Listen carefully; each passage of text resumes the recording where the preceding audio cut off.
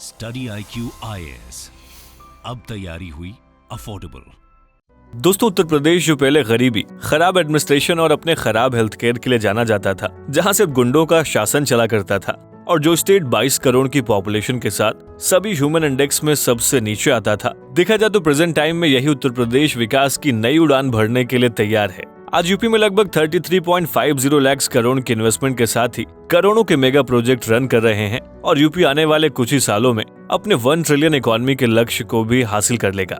लेकिन दोस्तों, जिस स्पीड से यूपी में नेशनल और इंटरनेशनल इन्वेस्टमेंट आ रहे हैं, जिस तरीके से यूपी गवर्नमेंट उत्तर प्रदेश के एडमिनिस्ट्रेशन और प्रोजेक्ट्स को हैंडल कर रही है, ऐसे में अनुमान लगाया जा रहा है कि उत्तर प्रदेश 2047 तक भारत का सबसे रिचेस्ट स्टेट बन जाएगा। स्वागत है आप सभी का स्टडी IQ में। अनुराग पांडे नाम है हमारा और आज के इस वीडियो में हम उत्तर प्रदेश की इकोनॉमी को बूस्ट करने वाले उन सभी सेक्टर्स और प्रोजेक्ट्स की बात करेंगे जो आजादी के 100 सालों के बाद उत्तर प्रदेश को ट्रांसफॉर्म करने के साथ ही भारत का सबसे रिचेस्ट स्टेट बनाने की भी क्षमता रखते हैं। दोस्तों, वीडियो को कंटिन्यू करें उससे पहले आप सभी के लिए एक इम्पोर्टेंट अपडेट है।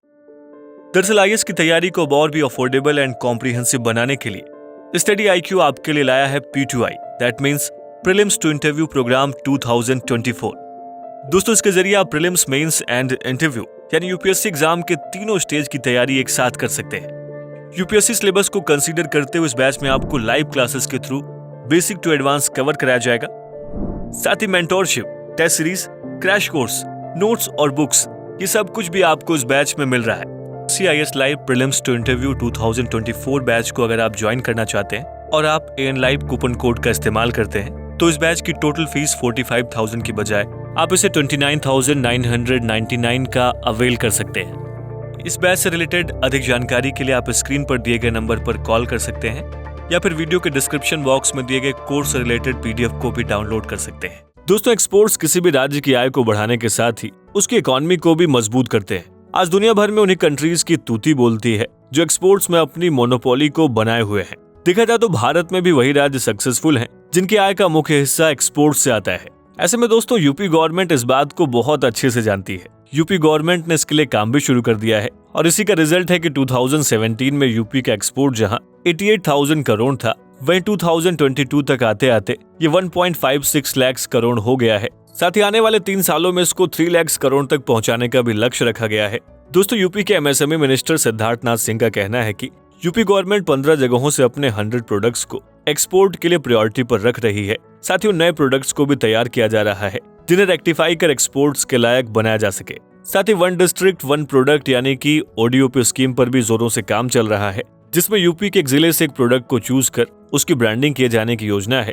साथ ही ब्रांडिंग के लिए अन्य देशों के दूतावासों में भी सरकार इन प्रोडक्ट्स को लॉन्च करेगी। दोस्तों, इन सब के अलावा एक्सपोर्ट्स को बढ़ाने के लिए इन प्रोडक्ट्स को ई-कॉमर्स प्लेटफॉर्म पर भी लिस्ट किया जाएगा। यूपी के एक्सपोर्टर्स अपने प्रोडक्ट्स को डायरेक्ट फॉरेन मार्केट में बेच पाएंगे। सरकार भी अपनी साइड से इसके लिए काफी प्रयास कर रही है और विदेशों में आयोजित होने वाले ट्रेड फेयर्स और एग्जीबिशन में यूपी के एक्सपोर्टर्स को सरकारी खर्चे पर बाहर भेजा जा रहा है। दोस्तों, बस इतना ही नहीं, यूपी गवर्नमेंट ने एक्सपोर्ट्स को बढ़ावा देने के लिए साल Uttar Pradesh export infrastructure development scheme के बजट को दोगुना कर दिया है और इस योजना के लिए 7 करोड़ का बजट एलोकेट किया है। दोस्तों, इसके अलावा यूपी गवर्नमेंट ने यूनियन मिनिस्टर पीयूष गोयल से अपील की है कि वे उत्तर प्रदेश के प्रोडक्ट्स पर लग रहे एक्स्ट्रा 10% टैरिफ को कम कराएं, जिससे यहाँ के प्रोडक्ट सस्ते होकर बांग्लादेश और कंबोडिया के बने प्रोडक्ट से कम्पीट कर सके।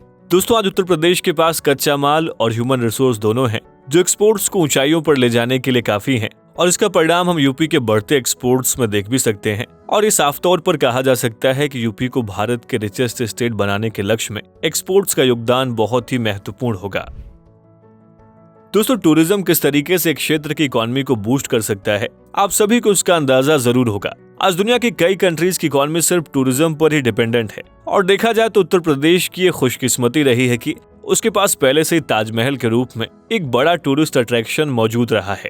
लेकिन दोस्तों, इसके अलावा भी यूपी गवर्नमेंट उत्तर प्रदेश को फ्यूचर में एक रिलीजियस हब बनाने की तैयारी कर रही है। देखा जाए तो यूपी को रिलीजियस टूरिज्म हब बनाने के लिए गवर्नमेंट अपने बजट का काफी बड़ा हिस्सा अयोध्या, वाराणसी, मथुरा और प्रयागराज जैसी हिंदू आस्थाओं के केंद्रों पर खर्च कर रही है। दोस्तों, प्रयागराज में होने वाले देश के सबसे बड़े धार्मिक आयोजन महाकुंभ 2025 के लिए बजट में 100 करोड़ रुपए का प्रस्ताव किया गया है और अकेले अयोध्या को वर्ल्ड क्लास सिटी बनाने के लिए 32,000 करोड़ के प्रोजेक्ट्स लॉन्च किए जा चुके हैं। साथ ही अयोध्या के अलावा वाराणसी, मथुरा और प्रयागराज जैसे धार्मिक स्थलों के लिए पर्यटन से संबंधित सुविधाओं के विकास और सौंदर्यीकरण के लिए 100 करोड़ रुपए का प्रस्ताव किया गया है। दोस्तों, अयोध्या में ऐतिहासिक सूर्य कुंड के रेनोवेशन का काम हो या फिर राम जन्मभूमि तक जाने वाली सड़क का चौड़ीकरण परियोजना हो, देखा जाए तो इन सभी कामों के लिए अभी तक 440 करोड़ का बजट एलोकेट हो चुका है।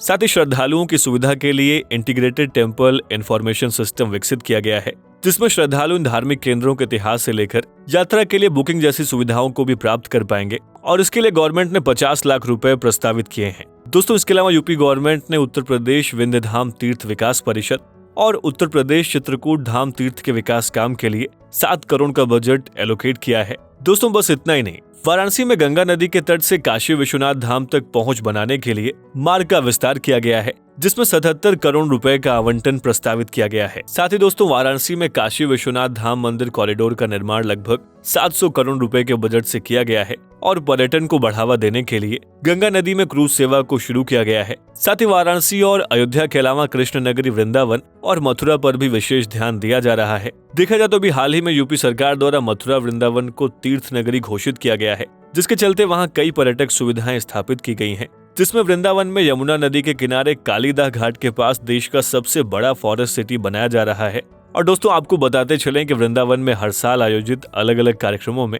राज्यों और अन्य देशों से लाखों लोग यहां पर पहुंचते हैं। देखा जाए तो हाल के वर्षों में मथुरा और बरसाना में कृष्णोत्सव और रंगोत्सव समारोहों का आकार पहले से बड़े पैमाने पर किया गया है। साथ ही बरसाना में पर्यटकों की संख्या को बढ़ाने के लिए रोपवे का भी निर्माण किया जा रहा है और तीर्थ स्थानों के अलावा आगरा में भी टूरिस्ट की सहूलियत के लिए 488 करोड़ रुपीस के 88 प्रोजेक्ट्स लॉन्च किए गए हैं। दोस्तों, इन सब के अलावा उत्तर प्रदेश में टूरिज्म को नई ऊंचाइयों पर ले जाने के लिए chief ministers tourist places scheme को शुरू किया गया है, जिसमें हर विधानसभा क्षेत्र में एक प्रमुख पर्यटन स्थल विकसित करने के लिए 250 करोड़ रुपए का प्रावधान किया गया है। दोस्तों, देखा जाए तो यूपी गवर्नमेंट यूपी को टूरिस्ट हब बनाकर अपनी इकोनॉमी का एक बड़ा हिस्सा टूरिज्म सेक्टर से लाना चाहती है, जिसके लिए यूपी गवर्नमेंट भरसक प्रयास भी कर रही है। और एक्सपर्ट्स का मानना है कि भविष्य में यूपी अकेले टूरिज्म से जितना रेवेन्यू कलेक्ट करेगा, उतना देश के बाकी राज्य मुश्किल से ही कर पाएंगे। दोस्तों, उत्तर प्रदेश को भारत का सबसे रिचेस्ट स्टेट बनाना है, तो इसके लिए यूपी में हर उस इंडस्ट्री की नीड है जो इकोनॉमी को सोनिक स्पीड से बूस्ट करे। और देखा जाए तो आईटी इंडस्ट्री उनमें से एक है। दोस्तों, जिस तरीके से कर्नाटक में बेंगलुरु और हरियाणा में गुरुग्राम स्टेट की ओवरऑल इकोनॉमी में अपना रोल निभाते हैं, मौजूदा समय में नोएडा और ग्रेटर नोएडा भी उत्तर प्रदेश के लिए कुछ ऐसा ही रोल निभा रहे हैं।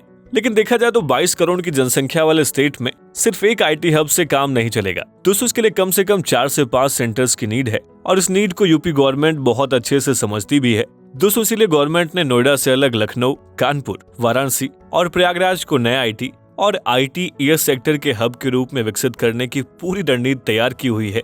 दोस्तों, देखा जाए तो आईटी सेक्टर में जहां नई टेक्नोलॉजी और इंफॉर्मेशन को क्रिएट किया जाता है, उनको मैनेज, स्टोर और इंफॉर्मेशन को एक्सचेंज करने का काम किया जाता है, वहीं दोस्तों ITES सेक्टर ऑर्गेनाइजेशन की एफिशिएंसी को इम्प्रूव करता है। और गवर्नमेंट का मानना है कि यूपी के 5 जिले IT और ITES क्षेत्र में राज्य के विकास के लिए नई संभावनाओं के द्वार खोलेंगे, जिससे यूपी का ब्रेन ड्रेन रुकेगा, यानी कि प्रतिभाशाली बच्चों को यूपी के अंदर ही कैरियर के बेहतर अवसर मिल पाएंगे। दोस्तों, देखा जाए तो NCR, नई दिल्ली और गुरुग्राम के नजदीक होने के कारण गौतम बुद्ध नगर यानी कि नोएडा और ग्रेटर नोएडा का क्षेत्र पहले से ही आईटी हब के रूप में अपनी पहचान बना चुका है। लेकिन यूपी गवर्नमेंट इसको केवल इंडिया का ही नहीं बल्कि पूरे विश्व का आईटी हब बनाना चाहती है। साथ ही यूपी को देश का आईटी हब बनाने की दिशा में गवर्नमेंट स्टेट के सभी मंडलों में एक आईटी पार्क बनाने जा रही है, जिससे न केवल राज्य में इन्वेस्टमेंट आएगा बल्कि रोजगार के भी अवसर बढ़ेंगे। देखा जाए तो आगरा, गोरखपुर, वाराणसी और बरेली में आईटी पार्क का कंस्ट्रक्शन जल्दी कंप्लीट होने वाला है, जबकि मेरठ, प्रयागराज और कानपुर में आईटी पार्क का विकास काम अभी शुरू हो गया है और अगले 2 सालों में राज्य के सभी प्रमंडलों में आईटी पार्क शुरू करने की तैयारी की जा रही है। दोस्तों, आईटी पार्कों में आईटी कंपनियों की जरूरत से जुड़ी सभी प्रकार की सुविधाएं उपलब्ध होंगी। देखा जाए तो आईटी एंड स्टार्टअप पॉलिसी 2017 के तहत अब तक 5,642.30 करोड़ रुपीस का इन्वेस्टमेंट किया जा चुका है। साथ ही 2017 से 2022 तक 43,780 लोगों को रोजगार के अवसर उपलब्ध कराए गए हैं और फ्यूचर में आईटी पार्क युवाओं के लिए रोजगार के और भी अधिक अवसर प्रदान करेंगे। दोस्तों, इसके अलावा यूपी गवर्नमेंट ने लखनऊ को देश की पहली AI सिटी के रूप में डेवलप करने की घोषणा की है और कभी सिर्फ लेदर के लिए फेमस रहे कानपुर को रोबोटिक्स और ड्रोन टेक्नोलॉजी हॉटस्पॉट के रूप में विकसित किया जा रहा है। दोस्तों यूपी को टॉप क्लास इंजीनियर प्रोवाइड कराने के लिए IIT Kanpur, IIT BHU, NIT और IIIT जैसे बड़े संस्थानों ने भी कमर कस ली है। साथ ही देखा जाए तो बुंदेलखंड को भी IT सिटी बनाने की तैयारी चल रही है। दोस्तों बुंदेलखंड लंबे समय से यूपी की विकास धारा से अलग रहा है, लेकिन IT केंद्र बनने से न केवल वहां के लोगों को रोजगार मिलेगा, बल्कि इस रीजन के ओवरऑल डेवलपमेंट में भी हेल्प मिलेगी। ऐसे में दोस्तों इंफॉर्मेशन टेक्नोलॉजी में महारत हासिल कर यूपी सिर्फ इंडिया ही नहीं बल्कि दुनिया की भी नजरों में आ जाएगा। साथ ही ये बात आप भी जानते हैं कि भविष्य इंफॉर्मेशन टेक्नोलॉजी का है और आज दुनिया की इकोनॉमी कहीं न कहीं IT पर ही निर्भर है। ऐसे में यूपी IT सेक्टर पर काफी काम कर रहा है, जो आने वाले टाइम में यूपी के डेवलपमेंट में काफी मददगार भी साबित होगा। दोस्तों यूपी का इंडिया के सबसे रिचेस्ट स्टेट बनने का सपना तब सपना ही रह जाएगा यदि यूपी में इन्वेस्टर्स ने बड़ी मात्रा में इन्वेस्ट नहीं किया तो। और दोस्तों ऐसा ना हो इसके लिए यूपी गवर्नमेंट कई तरह के इन्वेस्टर समिट को यूपी में ऑर्गेनाइज करा रही है। देखा जाए तो फरवरी 2023 में लखनऊ में हुए Uttar Pradesh global investor summit में यूपी को 33.50 लाख करोड़ के इन्वेस्टमेंट प्रपोजल मिले और अनुमान लगाया जा रहा है कि इन्वेस्टमेंट उत्तर प्रदेश में लगभग 93 लाख लोगों को रोजगार उपलब्ध कराएगा। दोस्तों यूपी के मुख्यमंत्री योगी आदित्यनाथ के मुताबिक इस इन्वेस्टमेंट का यूज केवल कुछ ही क्षेत्रों और हिस्सों में नहीं बल्कि हर एक जिले में होगा। और इस समिट इसलिए भी खास रही क्योंकि इसमें 1000 से ज्यादा विदेशी प्रतिनिधियों सहित 25,000 से अधिक प्रतिनिधियों ने भाग लिया। दोस्तों देखा जाए तो शिखर सम्मेलन में नीदरलैंड, डेनमार्क, सिंगापुर, जापान, दक्षिण कोरिया, ऑस्ट्रेलिया, यूनाइटेड किंगडम, संयुक्त अरब अमीरात, इटली और मॉरिशस के साथ टोटल 40 कंट्रीज के प्रतिनिधि शामिल हुए थे। साथ ही नेशनल इन्वेस्टर्स ने भी यूपी में इन्वेस्ट करने का ऐलान किया है। देखा जाए तो आदित्य बिरला समूह के अध्यक्ष कुमार मंगलम बिरला ने सीमेंट, धातु, रसायन और वित्तीय सेवाओं और रिन्यूएबल एनर्जी में 25,000 करोड़ रुपए के इन्वेस्टमेंट की बात कही है। साथ ही दोस्तों रिलायंस इंडस्ट्रीज के चेयरमैन मुकेश अंबानी ने जियो रिटेल और रिन्यूएबल एनर्जी में 75,000 करोड़ के निवेश की बात कही है। साथ ही उन्होंने कहा है कि निवेश से राज्य में 1 लाख से अधिक नौकरियां पैदा होंगी और गरीब परिवारों के लिए क्वालिटी एजुकेशन के साथ ही अच्छी हेल्थ केयर फैसिलिटीज के लिए जियो स्कूल और जियो AI डॉक्टर जैसी पहलों के पायलट प्रोजेक्ट को शुरू करने की बात कही है। दोस्तों बस इतना ही नहीं, मुकेश अंबानी ने दिसंबर 2023 तक यूपी के हर गांव कस्बे को 5G से लैस करने की बात कही है। देखा जाए तो टाटा समूह ने रिलीजियस और वाइल्ड लाइफ टूरिज्म में होटल इंडस्ट्री में भी निवेश करने की बात कही है। साथ ही ब्रिटिश रक्षा मंत्री एलेक्स चाक ने यूपी में डिफेंस वेपन्स की मैन्युफैक्चरिंग में इन्वेस्टमेंट करने की बात कही है और उन्होंने एरोस्पेस और मेडिकल सेक्टर्स में भी इन्वेस्टमेंट के प्रपोजल दिए हैं।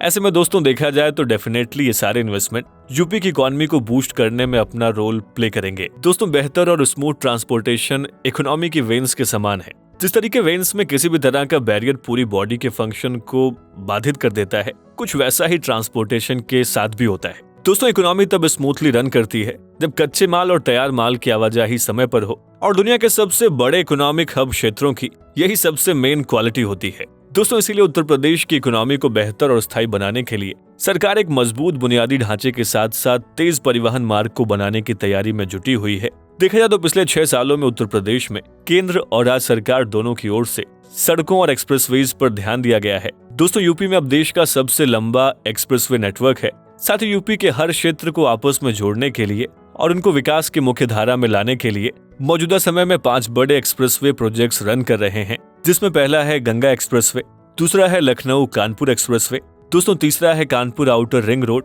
दोस्तों चौथा है वाराणसी कोलकाता एक्सप्रेसवे और 5वां है गोरखपुर सिलीगुड़ी एक्सप्रेसवे। दोस्तों इन सब के अलावा पूर्वी उत्तर प्रदेश यानी कि पूर्वांचल लंबे समय से विकास की धारा से पिछड़ा रहा है और अगर उत्तर प्रदेश को भारत का सबसे रिच स्टेट बनना है तो अपने हिस्से को और बेहतर करना होगा। देखा जाए तो उसको विकास की मुख्य धारा में लाना होगा, जिसके लिए हाल ही में 10,000 करोड़ रुपीस के 18 प्रोजेक्ट्स का इनॉग्रेशन हुआ है, जो गोरखपुर सहित पूर्वांचल के कई जिलों को आपस में जोड़ने का काम करेंगे। दोस्तों इसके अलावा 810 करोड़ रुपीस की कुल 6 NHAI प्रोजेक्ट्स का उद्घाटन किया जा चुका है, जबकि 9,200 करोड़ रुपीस की 12 और NHAI परियोजनाओं की आधारशिला रखी जा चुकी है। साथ ही दोस्तों यूपी जो एक वैश्विक हिंदू आस्था का केंद्र बन चुका है, ऐसे में भारत और दुनिया भर से टूरिस्ट को आने में कोई परेशानी ना हो, इसके लिए हवाई अड्डों का भी निर्माण तेजी से किया जा रहा है। देखा जाए तो एक्सप्रेसवे और हवाई अड्डे श्रद्धालुओं की आवाजाही के अलावा एक्सपोर्ट्स के लिए भी कारगर साबित होंगे।